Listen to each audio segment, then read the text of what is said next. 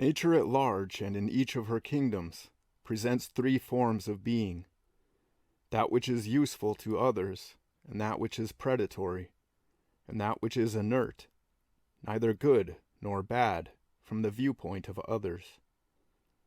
In the human being, all three forms of life struggle for survival or predominance, and the embodied entity called the soul suffers or enjoys from its participation in nature.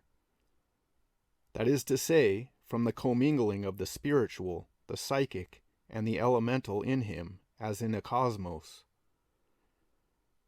All these constituents are of the same origin or essential nature. All are in the same whirlpool of souls, all struggling alike under the same law of progress, all representing one or another stage in their evolution.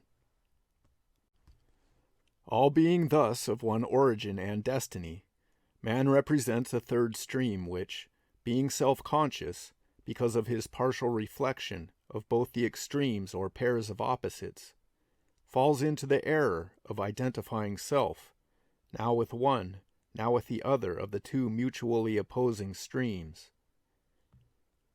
For we forget that in order for there to be an ascending current of evolution, there must be its opposite, the descending.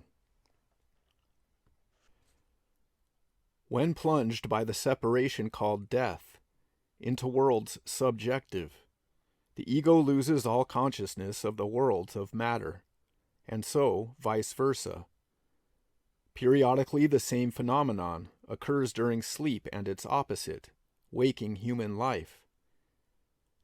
In neither is there memory of the other state's activities. Only as we enter or leave the body, whether at death, in sleep, or in those profound self-induced states variously called meditation and concentration on self, as distinct from any and all states, any and all forms, is there any possibility of true clairvoyance. What, then, is this true clairvoyance, which is the real theme of every Savior? And what is the obstacle which bars us from its realization?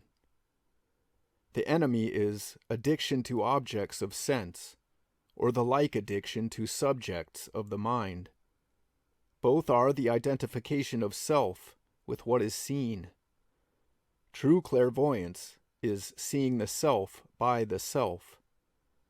Hence, the enemy has to be overcome by each, for himself, the realization of the identity of the self with the seer in all states and forms of existence.